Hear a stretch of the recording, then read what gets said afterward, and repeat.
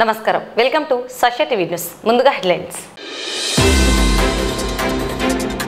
వక్ఫ్ సవరణ బిల్లు చట్టంపై మధ్యంతర ఉత్తర్వులను స్వాగతిస్తున్నాం MLC Ishaq Basha municipal chairperson Mahabunnisa CPI మాజీ జాతీయ ప్రధాన కార్యదర్శి సురవరం సుధాకర్ రెడ్డి సంస్మరణ దినోత్సవం రామకృష్ణ డిగ్రీ కాలేజ్ ఆధ్వర్యంలో future pathways AI IT and careers పై సెమినార్ నంద్యాల పట్టణంలో మున్సిపాలిటీ ఆధ్వర్యంలో స్వచ్ఛతా హీ సేవ కార్యక్రమం ర్యాలీ నంద్యాల పట్టణంలో పోషణ మాసోత్సవాలు ప్రారంభం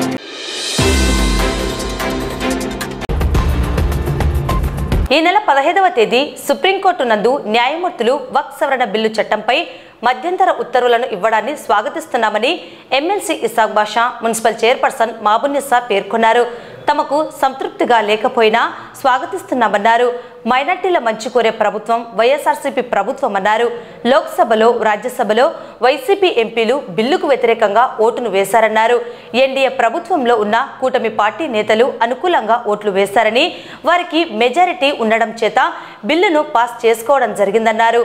నేడు కూటమి ప్రభుత్వ నేతలు ముస్లింలకు మంచి చేస్తున్నామని కల్లబొల్లి మాటలు చెప్పడం దారుణంగా ఉందన్నారు. ఈ మేరకు స్థానిక కార్యాలయంలో MLC Ishaq Basha municipal chairperson Mabunisa media సమావేశం నిర్వహించి వక్ఫ్ బిల్లు సవరణపై ప్రస్తుత రాజకీయ పరిస్థితులను తెలియజేస్తూ తమ అభిప్రాయాలను వ్యక్తం చేశారు. అస్సలాము అలైకుం వరహ్మతుల్లాహి వబరకాతుహు. ముస్లింలకు శరాఘాతంగా ఉన్నటువంటి వక్ఫ్ బోర్డ్ అమెండ్మెంట్ బిల్ యాక్ట్ గురించి మొన్న 15వ తేదీ మధ్యంతర ఉత్తర్వులు justice BR Gavai AG Masih వాళ్ళు ఇవ్వడం జరిగింది. వైఎస్ఆర్సీపీ పార్టీ తరఫున సంతృప్తిగా లేకపోయినా కొంతవరకు మాకు రిలీఫ్ రావడంతో మేము దాన్ని స్వాగతిస్తూ ఉన్నాము. మెయిన్గా కంటిన్యూగా మైనార్టీల మంచి కోరే ప్రభుత్వం మా జగనన్న ప్రభుత్వం. దీనికి ఎన్నో రకాల ఉదాహరణలు ఉన్నాయి. వక్ఫ్ బోర్డ్ అమెండ్మెంట్ బిల్లు వచ్చినప్పటి నుంచి లోక్సభలో మా ఎంపీలు అలాగే రాజ్యసభలో వ్యతిరేకించడం జరిగింది. దానికి అగెనెస్ట్గా ఓటేయడం జరిగింది. ఎన్డీఏ ప్రభుత్వం తన పంతాన్ని నెగ్గించుకోవాలని చెప్పేసి వాళ్ళ మెజారిటీ ఉండడం వల్ల బిల్లు పాస్ కావడం జరిగింది. ఎన్డీఏ ప్రభుత్వంలో ఉన్నటువంటి తెలుగుదేశం, జనసేన, బీజేపీ ప్రభుత్వం కూడా సపోర్టివ్ వక్ఫ్ బోర్డ్ అమెండ్మెంట్ యాక్ట్ బిల్లుకు ఇవ్వడం జరిగింది. మళ్ళీ ఈరోజు తెలుగుదేశం ప్రభుత్వం అనుకోండి, కూటమి ప్రభుత్వం అనుకోండి, మళ్ళీ ముస్లింలకు మేము మంచి చేస్తున్నామని చెప్పేసి కల్లిబుల్లి మాటలు చెప్పడం జరుగుతూ ఉంది. ఈ బిల్లు రాజ్యాంగ విరుద్ధము, అసంబద్ధము అని కూడా మేము మా జగనన్న ఆదేశాల ప్రకారము బిల్లు కూడా వైఎస్ఆర్సీపీ పార్టీ తరఫున వేయడం జరిగింది. దాదాపుగా 120 పైచిలుకు బిల్లులు వక్ఫ్ బోర్డ్ అమెండ్మెంట్ బిల్ యాక్ట్కు వ్యతిరేకంగా వేయడం జరిగింది. ఈ రకంగా అన్ని రకాలుగా మాకు తోడుగా ఉన్నటువంటి మా జగనన్నను మైనార్టీలు ఎప్పుడు గుండెల్లో పెట్టుకుంటారని మరొకసారి తెలుపుతా ఉన్నాను. మాకు అంటే మైనార్టీలకు ద్రోహం చేస్తున్నట్టు ప్రభుత్వం కూటమి ప్రభుత్వం అని చెప్పక తప్పదు. సెంట్రల్ వక్ఫ్ బోర్డ్ యాక్ట్లో కానీ స్టేట్ వక్ఫ్ బోర్డ్ యాక్ట్లో కానీ ముస్లిమేతరులు ఉండడానికి వీలు లేదని చెప్పేసి దాని మీద కూడా మిశ్రమంగా స్టే ఇవ్వడం జరిగింది. సెంట్రల్ వక్ఫ్ బోర్డ్ యాక్ట్లో దాదాపుగా 22 మంది మెంబర్స్ ఉంటారు. ఆ మెంబర్స్ అందరూ ముస్లిమ్స్ అయి ఉండాలి అని ఇంతకుముందు నిబంధన ఉండింది. ముస్లిమేతరులు కూడా ఉండవచ్చు అని చెప్పేసి ఇప్పుడు ఆ కేంద్ర ప్రభుత్వం నిర్ణయం వల్ల ఉండింది.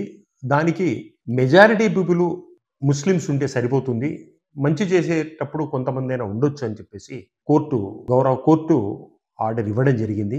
22 మందిలో 4 హిందువులను, మ్యాక్సిమం 4 హిందువులను ఉంచే రకంగా, అలాగే స్టేట్ వక్ఫ్ బోర్డ్ యాక్ట్ 11 మంది ఉంటారు. ఆ 11 మందిలో 3 ముస్లిమేతరులు ఉండవచ్చు అనే రకంగా కోర్టు ఆర్డర్ ఇవ్వడం జరిగింది. ఇది మాకు కొంత ఇబ్బందికరమైన అయినా మేము దాన్ని కూడా స్వాగతిస్తూ ఉన్నాము. వక్ఫ్ బోర్డుకు సంబంధించింది తర్వాత వక్ఫ్ బోర్డు ఆస్తులను పరిరక్షించడానికి సీఈఓలను ముస్లింలే కాకుండా ఎవరైనా ఉండవచ్చు అని చెప్పేసి ఇంతకుముందు సెంట్రల్ గవర్నమెంట్ యాక్ట్ చేయడం జరిగింది. దానికి కూడా విరుద్ధంగా సీఈఓలు సాధ్యమైనంత వరకు ముస్లింలనే ఉంచాలి, వీళ్ళు లేని పరిస్థితుల్లో మాత్రమే ముస్లిమేతరులను ఉంచాలని చెప్పేసి మాకు సపోర్టుగా ఒక టెంపరరీ స్టే ఇవ్వడం జరిగింది.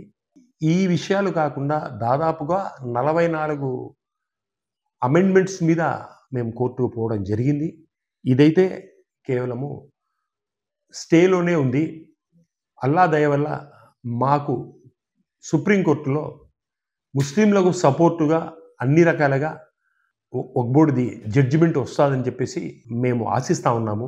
అలాగే మా జగనన్న ఎప్పటి నుంచైనా సరే మొదటి నుంచి కూడా ముస్లింలకు దగ్గరగా ముస్లింల మంచి కోసము పాటుపడిన వ్యక్తి.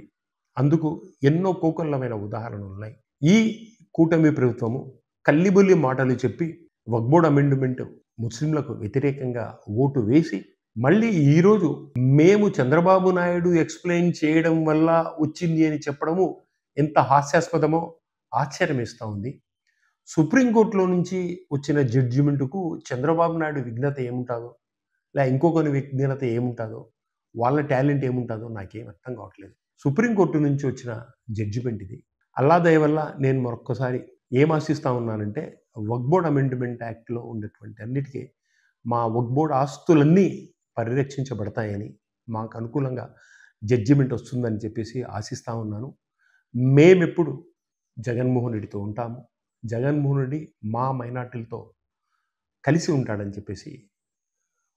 చెప్పేసి మేము ఆశిస్తూ ఉన్నాము.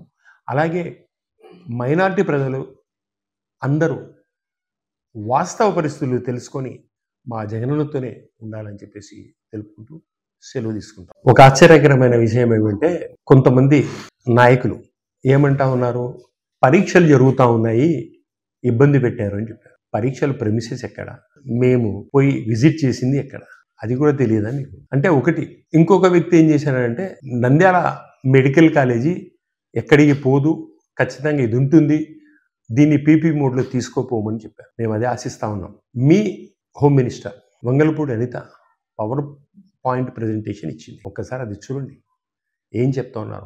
మీరు హోమ్ మినిస్టర్కి అగెనిస్ట్గా మాట్లాడుతూ ఉన్నారా, లేకుంటే హోమ్ మినిస్టర్ మీకు అగెనిస్ట్గా మాట్లాడుతూ ఉన్నారు? ఎక్కడైతే మేము సెల్ఫీలు దిగామో, మేము ఎక్కడైతే ఫోటోలు దిగినామో అక్కడ ప్రజలు పరీక్షలు రాస్తూ ఉన్నారు. ఎంత డిస్టెన్స్గా ఉంది. మేము విద్యార్థులకు అందరికీ నంద్యాలలో అందరూ బాగా చదువుకొని మంచి మార్కులు రావాలని చెప్పేసి ఆశిస్తూ ఉన్నాము. వాళ్ళకి కావాల్సిన అన్ని సహాయ సహకారాలు మేము ఇస్తాము. ఇంకొక విషయం మీ ద్వారా చెప్పాలా, సందర్భం వచ్చింది కూడా చెప్తా ఉన్నాను. నంద్యాల మెడికల్ కాలేజు అన్ని రకాలుగా ఆ దేవుని దయ వల్ల ఉత్తమంగా ఉంది. ఫస్ట్ టైమే స్టేట్ ఫస్ట్ ర్యాంక్ వచ్చిన ఘనత నంద్యాల మెడికల్ కాలేజీకి వచ్చింది. మళ్ళీ ఇప్పుడు ICMRలో ఇంటర్నేషనల్ కౌన్సిల్ ఆఫ్ మెడికల్ రీసెర్చ్లో సెలెక్ట్ అయిన వ్యక్తులు 4 విద్యార్థులు నంద్యాల నుంచి ఉన్నారు. ఇండియా లెవెల్లో 10-15 కాలేజీలు సెలెక్ట్ అవుతాయి, అందులో నంద్యాల కాలేజీ కూడా ఉంది. సో అటువంటి మంచి కాలేజీని వీళ్ళు తీసేయాలనుకుంటా ఉన్నారు. మేము ఎప్పుడు విద్యార్థులతో ఉంటాము. ప్రైవేటీకరణకు PPP మోడ్కు వ్యతిరేకంగా పోరాటం చేస్తామని వాళ్ళు ఒకసారి తెలుసు. మనందరికీ తెలుసు, కొన్ని రోజుల కిందటి నుంచి ముస్లింలకు సంబంధించిన వక్ఫ్ అమెండ్మెంట్ బిల్లు కోసం ఎంతో మంది నాయకులు కలిసి పోరాడడం జరుగుతుంది. నాయకులు, ప్రజలు, ముస్లిం సోదరులందరూ కలిసి ఈ అమెండ్మెంట్ బిల్లుకి వ్యతిరేకంగా పోరాడడం జరిగింది. అలాగే వైఎస్ఆర్సీపీ పార్టీ తరఫున మా జగన్మోహన్ రెడ్డి గారి ఆదేశాల మేరకు ఈ అమెండ్మెంట్ బిల్లుకి వ్యతిరేకంగా కోర్టులో కానీ అప్పీల్ చేయడం జరిగింది. అలాగే దేశ నలుమూల నుంచి కానీ ఎంతో మంది ఈ వక్ఫ్ బోర్డ్ అమెండ్మెంట్ బిల్లుకి వ్యతిరేకంగా కోర్టులో పిటిషన్స్ దాఖలు చేయడం జరిగింది. ఈరోజు ఆ అల్లా దయ వల్ల స్టే ముస్లిం సోదరులకు అనుకూలంగా వక్ఫ్ బోర్డు ఎలాంటి వాళ్లకు కాకుండా మన కోర్టు స్టే ఇవ్వడం జరిగింది. కానీ రాబోయే కాలంలో మాకు అనుకూలంగా జడ్జిమెంట్ రావాలని మరి కోరుకుంటున్నాము.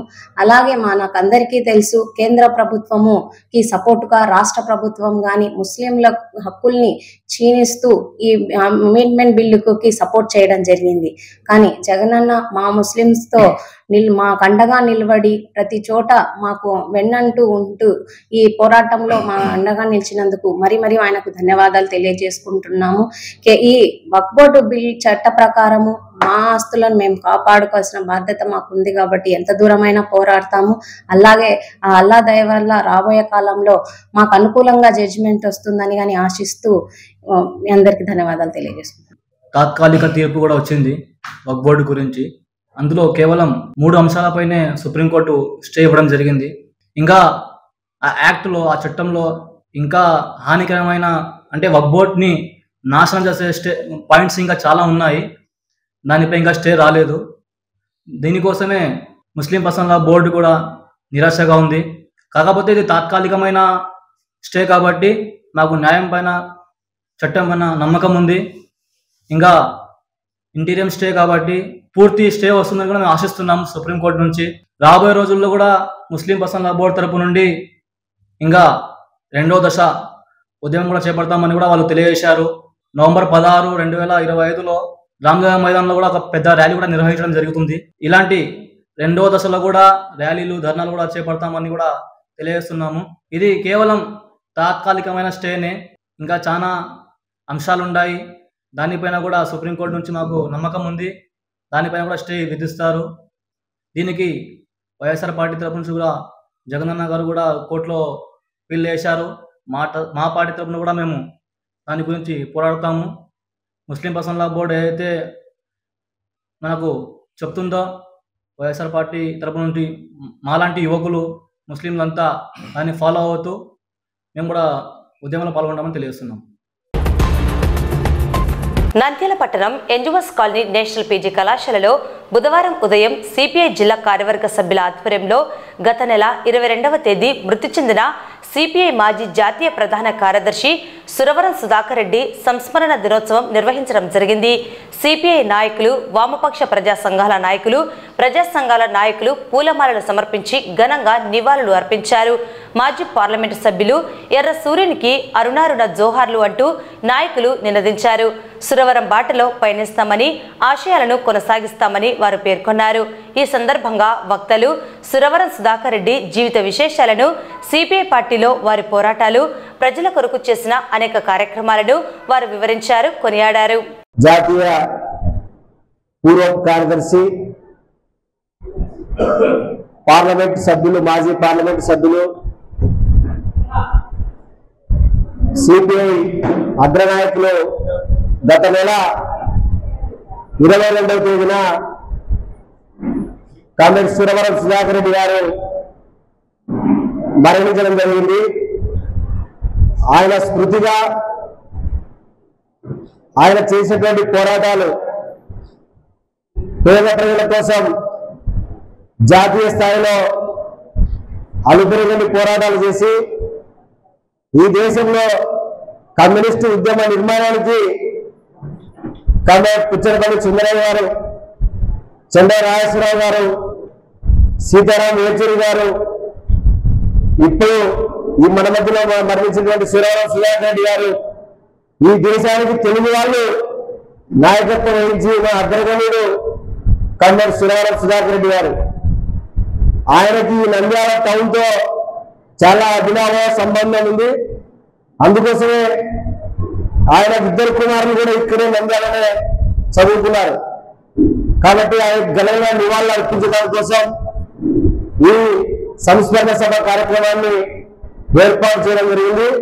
ముందుగా ఆయన చిత్రపటానికి మన వేదిక మీద ఉన్న నాయకులందరూ పూలమాల వేసి నివాళులు అర్పించి 2 నిమిషాలు మౌనం పాటించిన తర్వాత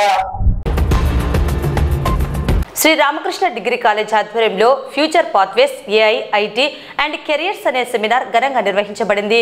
ఆర్టిఫిషియల్ ఇంటెలిజెన్స్, ఇన్ఫర్మేషన్ టెక్నాలజీ రంగాలలో భవిష్యత్ అవకాశాలు మరియు కెరీర్ అవకాశాలపై విద్యార్థులకు అవగాహన కల్పించడం ఈ కార్యక్రమం ప్రధాన ఉద్దేశమని కాలేజ్ చైర్మన్ డాక్టర్ రామకృష్ణారెడ్డి తెలిపారు. ఈ కార్యక్రమానికి ముఖ్య అతిథిగా తూర్లపాటి సాయిరాం విచ్చేసి ఏఐ మరియు ఐటీ రంగాలలో గ్లోబల్ స్థాయి అవకాశాలపై తన అనుభవాలను, విలువైన సూచనలను విద్యార్థులతో పంచుకున్నారు. కార్యక్రమంలో dean of academics Pragathi Reddy, principal Subbaiah, computer science విభాగాధిపతి డాక్టర్ కుమార్, అధ్యాపకులు సంపత్ కుమార్, లీలా మాధవ్, చంద్రశేఖర్ రెడ్డి, హిమబిందు, మోహన్, మురళి మరియు మద్దిలేటిలు పాల్గొనడం జరిగింది. ఈరోజు కేవలం ఉద్యోగాల కోసం పాకులాడడం కాకుండా ఉద్యోగాలు ఇచ్చే స్థాయికి మనం ఎదగాలి. అలా కావాలి అంటే మనం కష్టపడాలి. సాయిరాం కూడా ఊరికే స్టార్ట్ చేసినటువంటిది కాదు. అక్కడ ఆ టెక్నిక్స్ అన్ని నేర్చుకొని అక్కడ జాబ్ అంతా చేస్తూ తర్వాత ఈరోజు ఈ స్థాయికి రావడం జరిగింది అన్నటువంటి విషయాన్ని మనం గమనించాలి. సో వారు ఇప్పుడు లేటెస్ట్గా ఉన్నటువంటి ట్రెండ్ ఏంటి, ఏ విధంగా సమాజంలో మనం పైకి వెళ్ళాలంటే ఏ విధంగా మనం ముందుకు వెళ్ళాలి, ఏ అంశాల మీద మనం దృష్టి పెట్టాలి అన్నటువంటి వాటి మీద మనం థియరిటికల్గా ఇక్కడ చదువుకునే దానికంటే ప్రాక్టికల్ ఎక్స్పీరియన్స్ మీద ఆయన చెప్పే విషయాలు భవిష్యత్తులో మీకు చాలా బాగా ఉపయోగపడతాయన్నటువంటి ఉద్దేశంతో ఈరోజు వారిని ఇక్కడికి ఆహ్వానించడం జరిగింది. కాబట్టి మీరు జాగ్రత్తగా కిందికి వచ్చినప్పుడు ఒక నోట్బుక్ పెన్ తెచ్చుకొని నోట్ చేసుకోవాల్సిన అవసరం. ఇంటర్మీడియట్ చదివి డిగ్రీకి ఇక్కడికి వచ్చాను. నాకు ఇంటర్మీడియట్లో 59.5% వచ్చింది. వచ్చినప్పుడు రామకృష్ణారెడ్డి సార్ దగ్గరికి వచ్చాను. వచ్చి BSc కంప్యూటర్స్ తీసుకోవాలి అంటే, సార్ నువ్వు బాగా చదువుకోవాలి సాయి, ఎప్పుడు ఫస్ట్ క్లాస్ కంటే ఎక్కువ మార్కులు రావాలి, నేను ప్రతి సంవత్సరం మీతో మాట్లాడతానని చెప్పారు. అలానే బాగా చదువుకున్నాను. చదువుకొని డిగ్రీ తర్వాత MCA చేశాను. MCA చేసిన తర్వాత HCL టెక్నాలజీస్లో 3 years వర్క్ చేశాను. 3 yearsలో 3 countries పంపించారు నన్ను, అమెరికాకు, న్యూజిలాండ్కు, మలేషియాకు. నేను చేసిందల్లా ఏంటి అంటే, నాకు ఇచ్చిన పుస్తకాలను బాగా చదువుకున్నాను అంతే. సో 3 సంవత్సరాలు చెన్నైలో పనిచేశాను, తర్వాత బెంగళూరులో 3 సంవత్సరాలు పనిచేశాను, తర్వాత అమెరికాకి వెళ్ళాను. నేను పెళ్లి చేసుకున్న అమ్మాయి కూడా ఈ కాలేజ్లోనే చదువుకుంది డిగ్రీ, తర్వాత PG కూడా ఇక్కడే చదువుకుంది. నాకంటే 4 years చిన్నది. సో నేను కాలేజ్లో చూడలేదు అమ్మాయిని, బట్ ఈ కాలేజ్తో చాలా అవినాభావ సంబంధం ఉంది. నేను కూడా మీలాగానే ఎలా చదువుకోవాలి, ఏం చేయాలి అని తెలియకుండా వచ్చి ఫస్ట్ ఇయర్లో ఇక్కడ మా సారు కూడా కుమార్ సార్ కూడా మాకు టీచర్గా లెక్చరర్గా ఉండేవాళ్ళు. కుమార్ సార్ దగ్గర కూడా పాఠాలు నేర్చుకొని సార్లకు మంచి రెస్పెక్ట్ ఇచ్చి కష్టపడి చదువుకొని ఇంత దూరం రావడానికి దేవుడి దయ, parents blessings and also teachers guidance అన్ని ఉపయోగపడ్డాయి. మీరు ఎనీ ఫీల్డ్ తీసుకోండి, ఏఐ అనేది ఎడ్యుకేషన్ ఫీల్డ్ తీసుకున్నా ఇప్పుడు assistants, AI assistants, Google assistants వచ్చింది. మీరు ఏఐ యూజ్ చేసి మనం ఎడ్యుకేషన్ మొత్తం ఆన్లైన్ లో చూసుకోవచ్చు. మొత్తం ఆన్సర్స్ అదే చెప్తుంది, మీరు అడిగే క్వశ్చన్స్ ఆన్సర్ చెప్తుంది, ఏది అడిగినా చెప్తుంది ఏఐ ద్వారా. హాస్పిటల్స్ లో మెడిసిన్స్ డిసీజ్ డిటెక్ట్ చేస్తుంది. ప్రతి దగ్గర మన ఫార్మింగ్ లో కూడా ఒక క్రాప్స్ కి ఏదైనా ప్రాబ్లం వచ్చిందంటే అది కూడా ఏఐ డిటెక్ట్ చేస్తుంది. So wherever you go, IT కానీ, ఇంకొక ఫీల్డ్ కానీ, ఎంటర్ప్రినర్ కానీ, బిజినెస్ కానీ, any field you go, AI is very very important. AI నాకు తెలియదు అంటే దెర్ ఇస్ నో ఫ్యూచర్. అదైతే నేను 100% చెప్పగలను. For any one, not only for you. Teachers అయినా, డాక్టర్స్ అయినా, ఇంకొకరైనా, ఎవరైనా ఏఐ లేకపోతే దెర్ ఇస్ నో ఫ్యూచర్. అది గుర్తుపెట్టుకోండి. So I would not like to extend it, ఎందుకంటే సార్ ఇంకా బాగా ఎక్స్ప్లెయిన్ చేస్తారు, నేను టైం వేస్ట్ చేయదలుచుకోలేదు. నంద్యాల పట్టణం మున్సిపాలిటీలో స్వచ్ఛతా హీ సేవ కార్యక్రమాన్ని మున్సిపల్ కమిషనర్ శేషన్ ఆధ్వర్యంలో ర్యాలీ నిర్వహించడం జరిగింది. కార్యక్రమంలో భాగంగా పట్టణంలో పారిశుద్ధ్యం, ప్లాస్టిక్ నిషేధం, పట్టణ పరిశుభ్రత వంటి అంశాలను తెలియజేసే ప్లకార్డులచే ప్రజల్లో అవగాహన కల్పించారు. ప్రధానంగా 5 అంశాలను ఈ కార్యక్రమంలో భాగంగా నిర్వహిస్తున్నట్లు తెలిపారు. అపరిశుభ్రత ప్రాంతాలను గుర్తించి శుభ్రం చేయడం, పారిశుద్ధ కార్మికుల ఆరోగ్యం గురించి వారికి వైద్య శిబిరాలు ఏర్పాటు చేసి వైద్య సేవలను అందించడం, సెప్టెంబర్ మరియు అక్టోబర్ నెలల్లో వచ్చే పండుగల సందర్భంగా పట్టణంలో పరిశుభ్ర వాతావరణం కల్పించేందుకు చర్యలు చేపట్టడం వంటి అంశాలను చేపట్టడం జరుగుతుందని కమిషనర్ తెలిపారు. ఈ కార్యక్రమంలో అసిస్టెంట్ కమిషనర్ వెంకటదాస్, ఎంఈ, డిఈలు, శానిటరీ ఇన్స్పెక్టర్లు, సచివాలయ సిబ్బంది, మున్సిపల్ సిబ్బంది తదితరులు ర్యాలీలో పాల్గొన్నారు. ఈరోజు గౌరవ మంత్రివర్యులు వారు ఇచ్చినటువంటి ఆదేశాలకు అనుగుణంగా గౌరవ చైర్పర్సన్, కౌన్సిల్స్ వారి యొక్క సహకారంతో జిల్లా కలెక్టర్ గారు ఇచ్చినటువంటి సూచనలకు అనుగుణంగా స్వచ్ఛత హై సేవా కార్యక్రమాలలో సెప్టెంబర్ 15 నుంచి అక్టోబర్ 2వ తారీఖు వరకు మన పట్టణంలో జరుగుతున్నాయి. దానికి నాందిగా ఈరోజు మున్సిపల్ ఆఫీస్ నుంచి గాంధీ చౌక్ వరకు అందరం కలిసి ఒక ర్యాలీ ఏర్పాటు చేసాం. ర్యాలీగా రావడం జరిగింది. దీని యొక్క ప్రధాన ఉద్దేశం ఏంటంటే ఈ యొక్క శానిటేషన్ గురించి ప్రతి ఒక్కరికి అవగాహన రావాలి, అందరూ తెలుసుకోవాలి, అందరూ పాల్పంచుకోవాలి అనేటువంటి నినాదంతో ఈ యొక్క ర్యాలీ చేయడమైంది. అదేవిధంగా వచ్చేటువంటి సీజన్ అంతా కూడా ఫెస్టివల్ సీజన్ కాబట్టి ఈ యొక్క ఫెస్టివల్ సీజన్ కూడా గ్రీన్ ఫెస్టివల్గా చేయాలనే ప్రభుత్వం యొక్క లక్ష్యం. అందువల్ల ఈ యొక్క స్వచ్ఛోత్సవ్ ఫెస్టివల్గా కావాలంటే కనుక అందరం చేయి కలిపి చేస్తే కనుక బాగుంటుందనేసి ఈ యొక్క అవగాహన ర్యాలీ ఈరోజు ఏర్పాటు చేయడం ఏంది. అందరూ కూడా ర్యాలీకి వచ్చాం. దీని యొక్క ప్రధాన ఉద్దేశం అది. దీంట్లో ప్రతి ఒక్కరు కూడా భాగస్వాములు కండి. అన్ని ప్రభుత్వ కార్యాలయాలు కానీ, ప్రైవేటు కార్యాలయాలు కానీ, ఇతర వ్యాపార సమయాలు కానీ, దుకాణాలు కానీ, మార్కెట్ కానీ, పార్కులు కానీ, రిలీజియస్ స్ట్రక్చర్స్ కానీ అంతటా కూడా ఈ యొక్క శుభ్రత కార్యక్రమాలు విరివిగా జరగాలి. దానికి మున్సిపాలిటీ వారు మేము అన్ని విధాలా వాళ్ళకు అందుబాటులో ఉండి అక్కడ నుంచి వచ్చేటువంటి గార్బేజ్ ఏతుందో వాటన్నిటి కూడా మేము శుభ్రపరిచే కార్యక్రమంలో ఫస్ట్లో ఉంటాం. కేంద్ర రాష్ట్ర ప్రభుత్వాల ఆదేశాల మేరకు అలాగే ప్రత్యేకంగా భారతదేశ ప్రధానమంత్రి నరేంద్ర మోడీ జన్మదినం పురస్కరించుకుని స్త్రీ మరియు శిశు సంక్షేమ శాఖ మరియు వైద్య ఆరోగ్య శాఖ సంయుక్తంగా పోషణ మాసోత్సవాలను నేటి నుండి అక్టోబర్ 16వ తేదీ వరకు 5 విభాగాలుగా నిర్వహించడం జరుగుతుందని ఐసిడిఎస్ పిడి లీలావతి పేర్కొన్నారు. ఈ సందర్భంగా కార్యక్రమ నిర్వహణ వివరాలను ఆమె తెలియజేశారు. మనం నంద్యాల జిల్లాలో పోషణ్ మా కార్యక్రమాన్ని గ్రాండ్గా లాంచ్ చేసుకుంటున్నాము. సో మనము హెల్త్ డిపార్ట్మెంట్ ఇద్దరం కలిసి ఈ ప్రోగ్రామ్ని లాంచ్ చేస్తున్నాము. సో ఈ ప్రోగ్రామ్ మనము 5 విభాగాలుగా ఇచ్చారు మనం ప్రచారం చేయడానికి. సెప్టెంబర్ 17 నుంచి మన ప్రధానమంత్రి ఆదేశాలు అలాగే రాష్ట్ర ప్రభుత్వ ఆదేశాల మేరకు మనం సెప్టెంబర్ 17 నుంచి అక్టోబర్ 16 వరకు ఈ కార్యక్రమాన్ని వివిధ దశలుగా మనం చేయబోతున్నాము. మనకి గ్రామ స్థాయి, మండల స్థాయి, అలాగే ప్రాజెక్టు స్థాయి, జిల్లా స్థాయిలలో ఈ ప్రోగ్రామ్ని లాంచ్ చేసుకోబోతున్నాము. దీంట్లో మెయిన్ ఈసారి స్థూలకాయాన్ని అడ్రస్ చేయడము, అలాగే infant and young child practices చేయడము, అలాగే ప్రీ స్కూల్ విద్య మీద, మెన్స్ని ఎక్కువగా ఇన్వాల్వ్ చేయడం మీద, అట్లాగే మనకి గ్రామ సమన్వయంతో, గ్రామ పెద్దలు గ్రామ సమన్వయంతో ఈ ప్రోగ్రామ్ని చేసుకోవాలనేది మనకు డిజైన్ చేయడం జరిగింది. దానిలో భాగంగానే ఈరోజు ప్రధానమంత్రి గారు ప్రోగ్రామ్ని లాంచ్ చేయబోతున్నారు. 11:30 నుంచి 12 మధ్యలో మనకి ప్రోగ్రామ్ లాంచ్ జరగబోతుంది. ఆ తర్వాత మనం వివిధ స్థాయిలలో ఈ ప్రోగ్రామ్ని కండక్ట్ చేసుకుంటాము. మీడియా వారిని నేను ఒకటే కోరుతున్నాను, ఈ ప్రోగ్రామ్ని మరింత విరివిగా ప్రజలలోకి తీసుకోవాల్సిందిగా కోరుతున్నాను. నా పేరు లీలావతి, నేను జిల్లా women and child welfare project director. వార్తలు ముగించే ముందు ముఖ్యాంశాలు మరోసారి. వక్ఫ్ సవరణ బిల్లు చట్టంపై మధ్యంతర ఉత్తర్వులను స్వాగతిస్తున్నాం. MLC Ishaq Basha, municipal chairperson మహబూనిసా.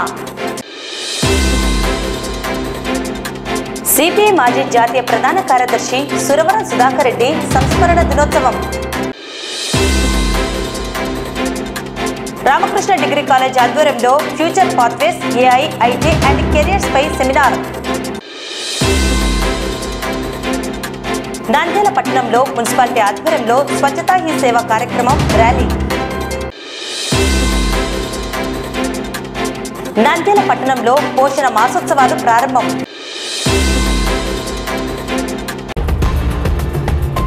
ఈ వార్తలు ఇంతటితో సమాప్తం. నమస్కారం.